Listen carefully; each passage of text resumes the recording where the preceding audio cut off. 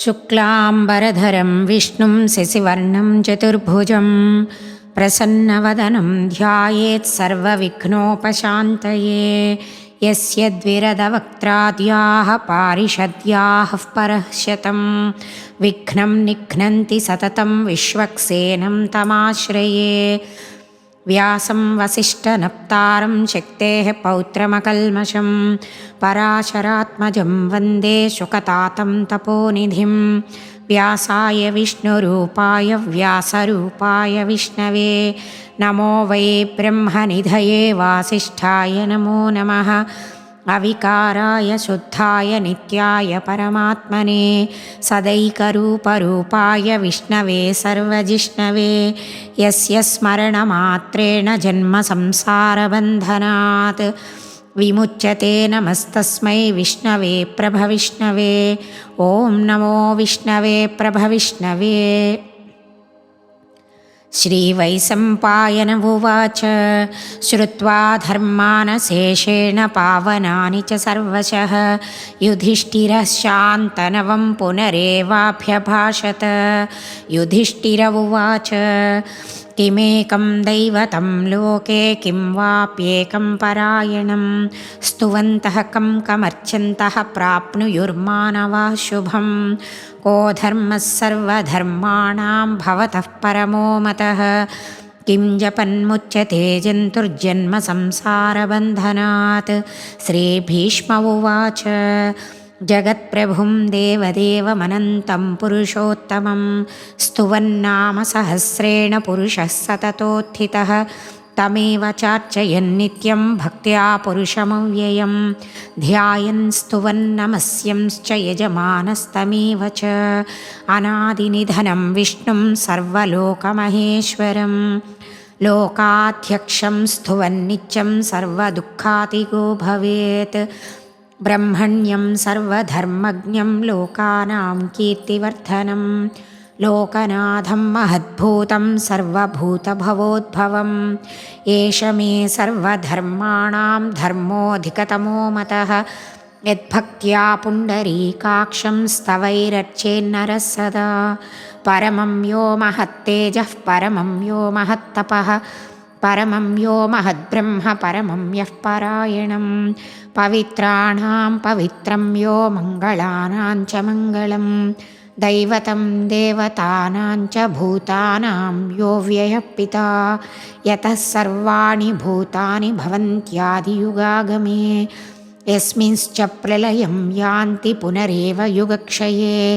तस्य लोकप्रधानस्य जगन्नाथस्य भूपते विष्णोर्नाम सहस्रं मे शृणु पापभयापहं। यानि नामानि गौणानि विख्यातानि महात्मनः ऋषिभिः परिगीतानि तानि वक्ष्यामि भूतये। ऋषिर्नाम्नां सहस्रस्य वेदव्यासो महामुनिः छन्दोनुष्टुप् तथा देवो भगवान् देवकीसुतः अमृतांशोद्भवो बीजं शक्तिर्देवकीनन्दनः त्रिसामा हृदयं तस्य शान्त्यर्थे विनियुज्यते। विष्णुं जिष्णुं महाविष्णुं प्रभविष्णुं महेश्वरम् अनेकरूपदैत्यान्तं नमामि पुरुषोत्तमम्। अस्य श्रीविष्णोर्दिव्यसहस्रनामस्तोत्रमहामन्त्रस्य श्रीवेदव्यासो भगवान् ऋषिः अनुष्ठुप् श्रीमहाविष्णुः परमात्मा श्रीमन्नारायणो देवता अमृतांशोद्भवो भानुरिति बीजं देवकीनन्दनस्रष्टेति शक्तिः उद्भवः क्षोभणो देव इति परमो मन्त्रः शङ्खबृन्नन्दकी चक्रीति कीलकं सार्ङ्गधन्वागदाधर इत्यस्त्रं रथाङ्गपाणिरक्षोभ्य इति नेत्रं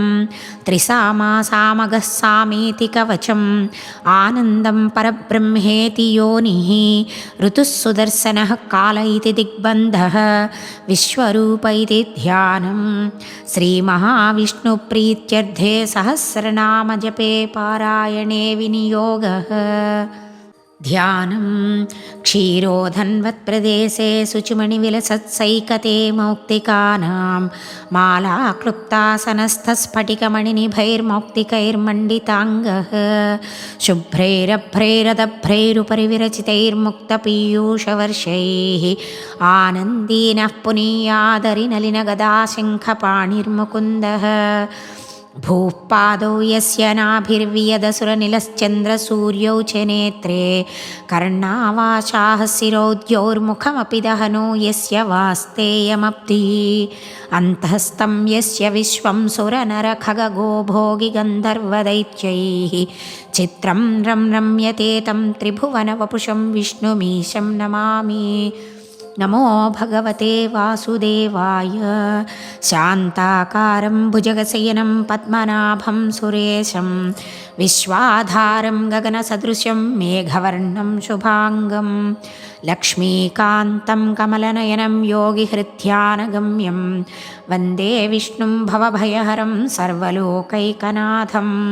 मेघश्यामं पीतकौसेयवासं श्रीवत्साङ्गं कौस्तुभोद्भासिताङ्गं पुण्योपेतं पुण्डरीकायताक्षं विष्णुं वन्दे सर्वलोकैकनाथं। नमः समस्तभूतानामादिभूताय भूभृते अनेकरूपरूपाय विष्णवे प्रभविष्णवे सशङ्खचक्रं सकिरीटकुण्डलं सपीतवस्त्रं सरसिरुहेक्षणं सहारवक्षस्थलशोभिकौस्तुभं नमामि विष्णुं शिरसा चतुर्भुजं छायायां पारिजातस्य हेमसिंहासनोपरि आसीनमम्बुधश्याममायताक्षमलङ्कृतं चन्द्राननं चतुर्बाहुं श्रीवत्साङ्कितवक्षसं रुक्मिणी सत्यभामाभ्यां सहितं कृष्णमाश्रये। विश्वं विष्णुर्वषट्कारो भूतभव्यभवत्प्रभुः भूतकृद्भूतभृद्भावो भूतात्मा भूतभावनः पूतात्मा परमात्मा च मुक्तानां परमागतिः अव्ययः पुरुषः साक्षी क्षेत्रज्ञोऽक्षर एव च योगो योगविदां नेता प्रधानपुरुषेश्वरः नारसिंहः श्रीमान् केशवः पुरुषोत्तमः सर्वः शर्वः शिवः स्थाणुर्भूतादिर्निधिरव्ययः सम्भवो भावनो भर्ता प्रभवः प्रभुरीश्वरः स्वयंभूः शम्भुरादित्यः पुष्कराक्षो महास्वनः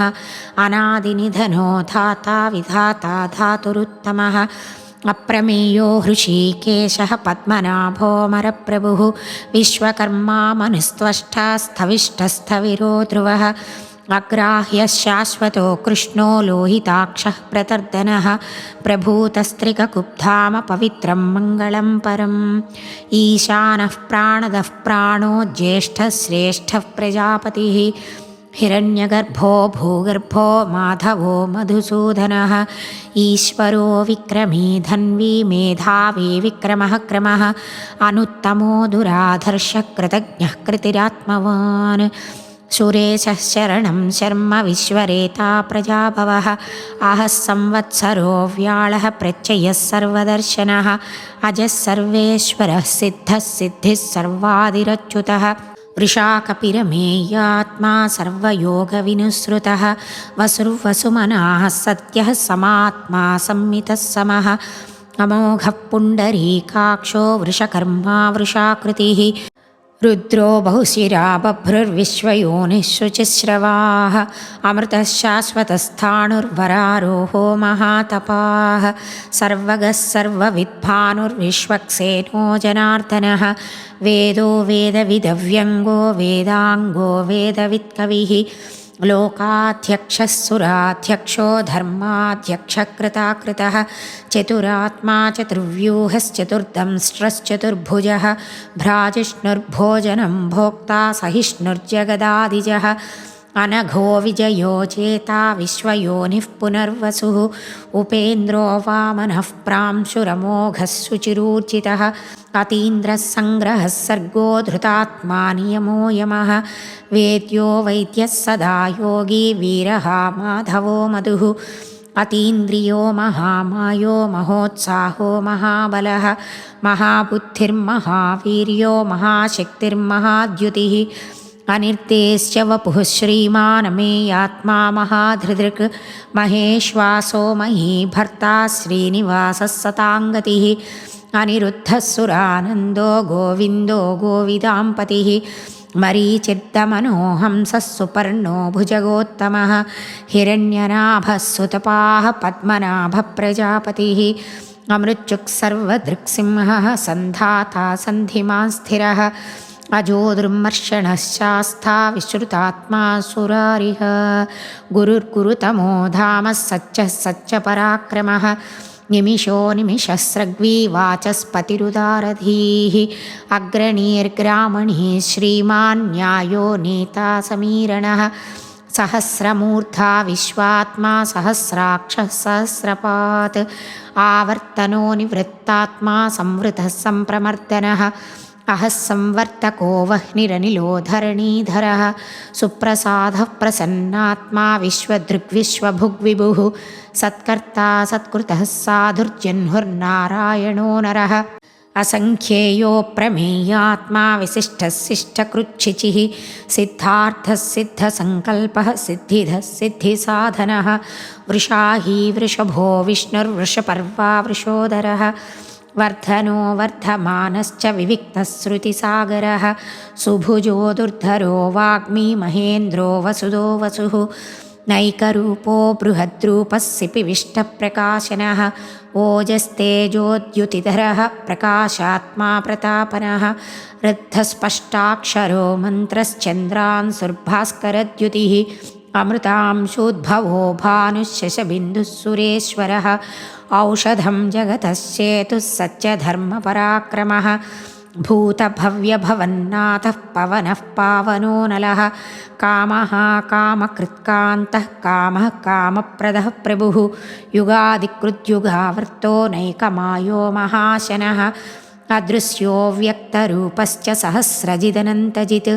इष्टो विशिष्टः शिष्टेष्ठः शिखण्डी नहुषो वृषः क्रोधः क्रोधकृत्कर्ता विश्वबाहुर्महीधरः अच्युतः प्रतिथः प्राणः प्राणदो वासवानुजः अपां निधिरधिष्ठानमप्रमत्तः प्रतिष्ठितः स्कन्दः स्कन्दधरो दुर्यो वरदो वायुवाहनः वासुदेवो बृहद्भानुरादिदेवः पुरन्दरः अशोकस्थारणस्थारः शूरः शौरिर्जनेश्वरः अनुकूलः शतावर्तः पद्मी पद्मनिभेक्षणः पद्मनाभो अरविन्दाक्षः पद्मगर्भः शरीरभृत् महद्धिर्रुद्धो वृद्धात्मा महाक्षो गरुडध्वजः अतुलः शरभो भीमः समयज्ञो हविर्हरिः सर्वलक्षणलक्षण्यो लक्ष्मीवान् समितिञ्जयः विक्षरो रोहितो मार्गो हेतुर्दामोदरः सहः महीधरो महाभागो वेगवानमिताशनः उद्भवः क्षोभणो देवः श्रीगर्भः परमेश्वरः करणं कारणं कर्ता विकर्ता गहनो गुहः व्यवसायो व्यवस्थानः संस्थानस्थानदो ध्रुवः परर्थिः परमस्पष्टः तुष्टः पुष्टः शुभेक्षणः रामो विरामो विरजो मार्गो नेयो नयोनयः वीरः शक्तिमतां श्रेष्ठो धर्मो धर्मविदुत्तमः वैकुण्ठः पुरुषः प्राणः प्राणदः प्रणवः पृथुः हिरण्यगर्भः शत्रुघ्नो व्याप्तो वायुरधोक्षजः ऋतुः सुदर्शनः कालः परमेष्टि परिग्रहः उग्रः संवत्सरो दक्षो विश्रामो विश्वदक्षिणः विस्तारस्थावरस्थाणुः प्रमाणं बीजमव्ययम् अर्धोऽनर्धो महाकोशो महाभोगो महाधनः अनिर्विण्णस्तविष्ठो भूधर्मयूपो महामकः नक्षत्रनेमिर्नक्षत्री क्षमः क्षामः समीहनः यज्ञैज्यो महेज्यश्च क्रतुः सत्रं सताङ्गतिः सर्वदर्शी विमुक्तात्मा सर्वज्ञो ज्ञानमुत्तमं सुव्रतः सुमुखः सूक्ष्मः सुघोषः सुखदः सुहृत् मनोहरो जितक्रोधो वीरबाहुर्विदारणः स्वापनश्ववशो व्यापी नैकात्मा नैककर्मकृत् वत्सरो वत्सलो वत्सी रत्नगर्भो धनेश्वरः धर्मगुप्धर्मकृद्धर्मी सदसत्क्षरमक्षरम् अविज्ञाता सहस्रांसुर्विधाता कृतलक्षणः गभस्तिनेमिः सत्त्वस्तः सिंहो भूतमहेश्वरः आदिदेवो महादेवो देवेशो देवभृद्गुरुः उत्तरो गोपतिर्गोप्ता ज्ञानगम्यः पुरातनः शरीरभूतभृद्भोक्ता कपीन्द्रो भूरिदक्षिणः सोमपोऽमृतपः सोमः स्पुरुजित्पुरुसत्तमः विनयोजयः सत्यसन्धो दासार्हः सात्वतां पतिः जीवो विनयिता साक्षी मुकुन्दो मितविक्रमः अम्भोनिधिरनन्तात्मा महोदधिशयोऽन्तकः अजो महार्हः स्वाभाव्यो जितामित्रप्रमोदनः आनन्दो नन्दनो नन्दः सत्यधर्मा त्रिविक्रमः महर्षिः कपिलाचार्यः कृतज्ञो मेदिनीपतिः त्रिपदस्त्रिदशाध्यक्षो महाशृङ्गकृतान्तकृत् महावराहो गोविन्दः सुषेणः कनकाङ्गदी गुह्यो गभीरो गहनो गुप्तश्चक्रगदाधरः वेधास्वाङ्गोचितः कृष्णो दृढः सङ्कर्षणोच्युतः वरुणो वारुणो वृक्षः पुष्कराक्षो महामनाः भगवान् भगहानन्दी वनमाली हलायुधः आदित्यो ज्योतिरादित्यः सहिष्णुर्गतिसत्तमः सुधन्वा खण्डपरशुर्दारुणो द्रविणप्रदः दिविक्स्पृक्सर्वदृग्व्यासो वाचस्पतिरयो निजः त्रिसामा सामगः सामनिर्वाणं भेषजं विशक् सन्न्यासकृच्छमशान्तो निष्ठा शान्तिः परायणं शुभाङ्गः शान्तिदः स्रष्टा कुमुदः कुवलेशयः गोहितो गोपतिर्गोप्ता वृषभाक्षो वृषप्रियः अनिवर्ती निवृत्तात्मा संक्षेप्ता क्षेमकृच्छिवः श्रीवत्सवक्षाः श्रीवासः श्रीपतिः श्रीमतां वरः श्रीधः श्रीशः श्रीनिवासः श्रीनिधिः श्रीविभावनः श्रीधरः श्रीकरः श्रेयः श्रीमान् लोकत्रयाश्रयः स्वक्षस्वङ्गः सतानन्दो नन्दिर्ज्योतिर्गणेश्वरः विजितात्मा विधेयात्मा सत्कीर्तिश्छिन्नसंशयः उदीर्णः सर्वतश्चक्षुर्णीशः शाश्वतस्थिरः भूषयो भूषणो भूतिर्विशोकः शोकनाशनः अर्चिष्मानतितः कुम्भो विशुद्धात्मा विशोधनः अनिरुद्धो प्रतिरथः प्रद्युम्नो मितविक्रमः कालनेमिनिहा वीरः शौरिः शूरजिनेश्वरः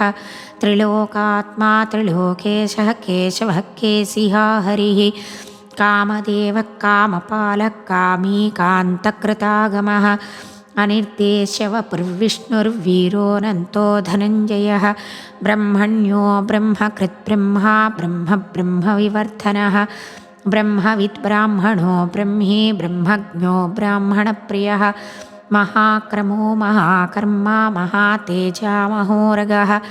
महाक्रतुर्महायज्वा महायज्ञो महाहविः स्तव्यस्तवप्रियस्तोत्रं स्तुतिस्तोतारणप्रियः पूर्णः पूरयिता पुण्यः पुण्यकीर्तिरनामयः मनोजवस्तीर्थकरो वसुरेता वसुप्रदः वसुप्रदो वासुदेवो वसुर्वसुमनाहविः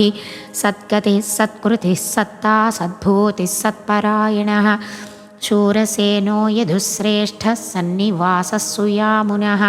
भूता वासो वासुदेवः सर्वासु निलयो नलः दर्पः दर्पदो तृप्तो दुर्तरोथा पराजितः विश्वमूर्तिर्महामूर्तिर्दीप्तमूर्तिरमूर्तिमान् अनेकमूर्तिरव्यक्तः शतमूर्तिश्शताननः एको नैकः सभकः किं यत्तत्पदमनुत्तमं लोकबन्धुर्लोकनाथो माधवो भक्तवत्सलः सुवर्णवर्णो हेमाङ्गो वराङ्गश्चन्दनाङ्गदी वीरः विषमः शून्यो घृताशीरचलश्चलः अमानीमानदो मान्यो लोकस्वामी त्रिलोकधृक् सुमेधा मेधजो धन्यः सत्यमेधाधराधरः तेजो वृषोद्युतिधरः सर्वशस्त्रभृताम्बरः प्रग्रहो निग्रहो व्यग्रो नैकशृङ्गो गदाग्रजः चतुर्मूर्तिश्चतुर्बाहुश्चतुर्व्यूहश्चतुर्गतिः चतुरात्मा चतुर्भावश्चतुर्वेदविदेकपात् समावर्तो निवृत्तात्मा दुर्जयो दुरतिक्रमः दुर्लभो दुर्गमो दुर्गो दुरावासो दुरारिः शुभाङ्गो लोकसारङ्गः सुतन्तुस्तन्तुवर्धनः इन्द्रकर्मा महाकर्मा कृतकर्मा कृतागमः उद्भवः सुन्दरः सुन्दो रत्ननाभः सुलोचनः अर्को वाजसनः शृङ्गी जयन्तः सर्वविजयी सुवर्णबिन्दुरक्षोभ्यः सर्ववागीश्वरेश्वरः महाह्रदो महागर्तो महाभूतो महानिधिः कुमुदः कुन्दरः कुन्दः पर्जन्यः पावनोऽनिलः अमृतांसोऽमृतवपुः सर्वज्ञः सर्वतोमुखः सुलभः सुवृतः सिद्धश्चत्रुजिच्छत्रुतापनः न्यग्रोधोदुम्बरो स्वत्थश्चाणूरान्ध्रनिषूदनः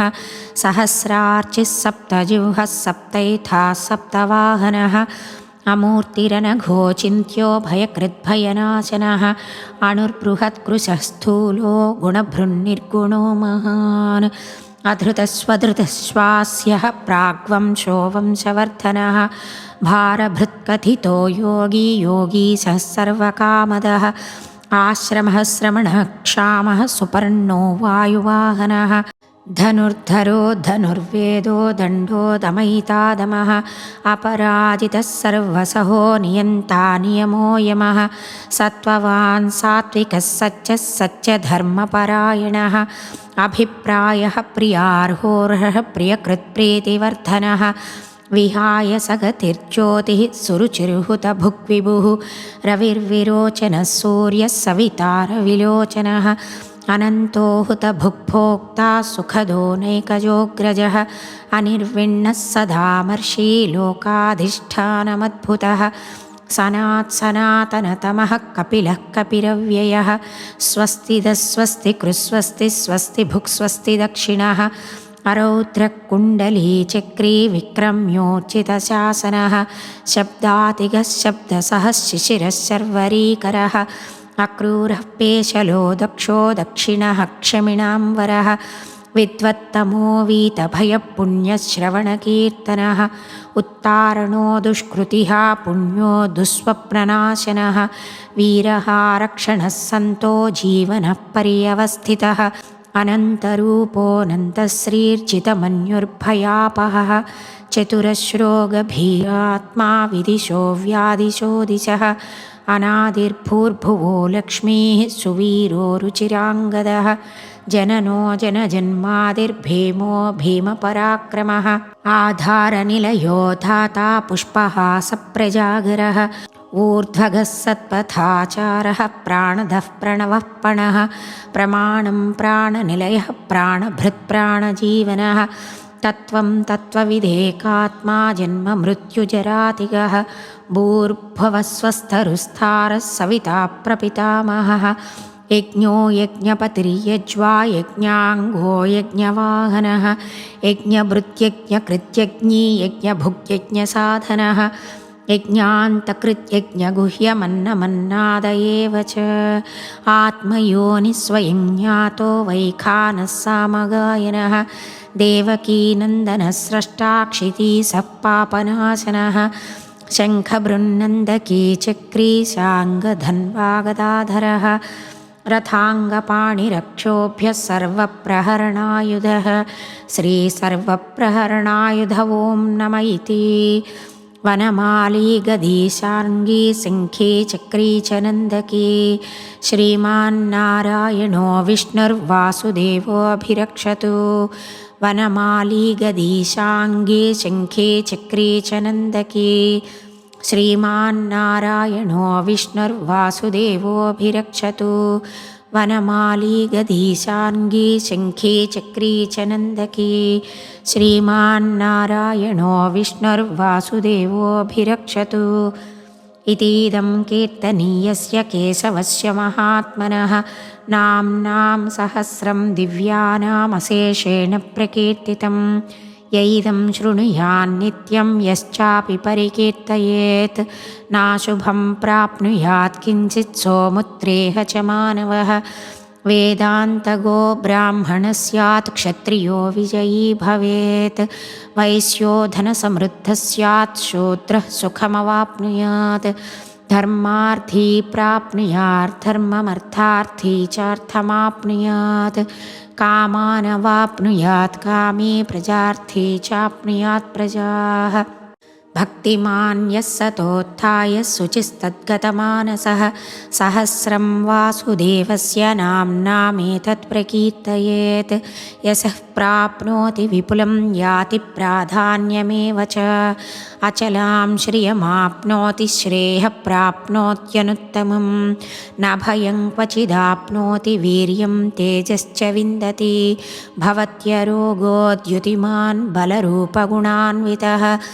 रोगार्तो मुच्यते रोगात् बद्धो मुच्येत बन्धनात् भयान्मुच्येत भीतस्तु मुच्येतापन्नापदः दुर्गाण्यति तरत्यासु पुरुषः पुरुषोत्तमं स्तुवन्नाम सहस्रेण नित्यं भक्तिसमन्वितः वासुदेवाश्रयो मर्त्यो वासुदेवपरायणः सर्वपापविशुद्धात्मा याति ब्रह्मसनातनं न वासुदेवभक्तानामशुभं विद्यते क्वचित् जन्ममृत्युजराव्याधिभयं नैवोपजायते इमं स्तवमधीयानः श्रद्धाभक्तिसमन्वितः युज्येतात्मसुखक्षान्तिश्रीधृतिस्मृतिकीर्तिभिः न क्रोधो न च मात्सर्यं न लोभो नाशुभामतिः भवन्ति कृतपुण्यानां भक्तानां पुरुषोत्तमे द्यौस्य चन्द्रार्कनक्षत्राखं दिशो भूर्महोदधिः वासुदेवस्य वीर्येण विधृतानि महात्मनः ससुरासुरगन्धर्वं सयक्षोरगराक्षसं जगद्वसे वर्ततेदं कृष्णस्य सचराचरम् इन्द्रियाणि मनोबुद्धिः सत्त्वं तेजोबलं धृतिः वासुदेवात्मकान्याहुः क्षेत्रं क्षेत्रज्ञ एव च सर्वागमानामाचारः प्रथमं परिकल्पते आचारप्रभवो धर्मो धर्मस्य प्रभुरच्युतः ऋषयः पितरो देवा महाभूतानि धातवः जङ्गमाजङ्गमं चेदं जगन्नारायणोद्भवं योगो ज्ञानं तथा साङ्ख्यं विद्याः शिल्पादिकर्म च वेदाः शास्त्राणि विज्ञानमेतत्सर्वं जनार्दनात् एको विष्णुर्महद्भूतं पृथग्भूतान्यनेकशः त्रीं लोकान् व्याप्य भूतात्मा भुङ्क्ते विश्वभुगव्ययः इमं स्तवं भगवतो विष्णोर्व्यासेन कीर्तितं पठेद्य इच्छेत् पुरुषः श्रेयः प्राप्तुं सुखानि च विश्वेश्वरमजं देवं जगतः प्रभवमव्ययं भजन्ति ये पुष्कराक्षं न ते यान्ति पराभवम् न ते यान्ति पराभवं नम इति अर्जुन उवाच पद्मपत्रविशालाक्ष पद्मनाभसुरोत्तमा भक्तानामनुरक्तानां त्राता भवजनार्दन श्रीभगवानुवाच यो मां नाम सहस्रेण स्तोतुमिच्छति पाण्डव सोऽहमेकेन श्लोकेन स्तुत एव न संशयः स्तुत एव न संशय ॐ नम इति व्यास उवाच वासनाद्वासुदेवस्य वासितं भुवनत्रयं सर्वभूतनिवासोऽसि वासुदेव नमोऽस्तु ते श्रीवासुदेव नमोऽस्तु ॐ नम इति पार्वत्युवाच केनोपायेन लघुना विष्णोर्नाम सहस्रकं पठ्यते पण्डितैर्नित्यं श्रोतुमिच्छाम्यहं प्रभो ईश्वर उवाच श्रीराम राम रामेति रमे रामे मनोरमे सहस्रनाम तत्तुल्यं रामनामवरानने श्रीराम राम रामेति रमे रामे मनोरमे सहस्रनाम तत्तुल्यं रामनामवरानने श्रीराम राम रामेति रमे रामे मनोरमे सहस्रनाम तत्तुल्यं रामनामवरानने श्रीरामनामवरानन ॐ नम इति ब्रह्मोवाच नमोऽस्त्वनन्ताय सहस्रमूर्तये सहस्रपादाक्षि शिरोरुबाहवे सहस्रनाम्ने पुरुषाय शाश्वते सहस्रकोटियुगधारिणे नमः श्रीसहस्रकोटियुगधारिणे नमो नम इति सञ्जय उवाच यत्र योगेश्वरः कृष्णो यत्र पार्थो धनुर्धरः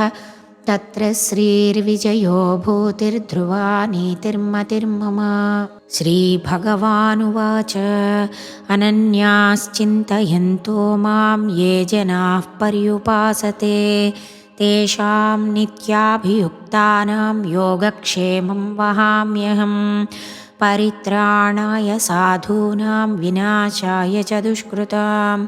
धर्मसंस्थापनार्थाय सम्भवामि युगे युगे आर्ताः विषण्णाः शिथिलाश्च भीताः घोरेषु च व्याधिषु वर्तमानाः संकीर्त्य नारायणशब्दमात्रं विमुक्तदुःखाः सुखिनो भवन्ति काले वर्षतु पर्जन्यः पृथिवी सस्यशालिनी देशोऽयं क्षोभरहितो ब्राह्मणाः सन्तु निर्भयाः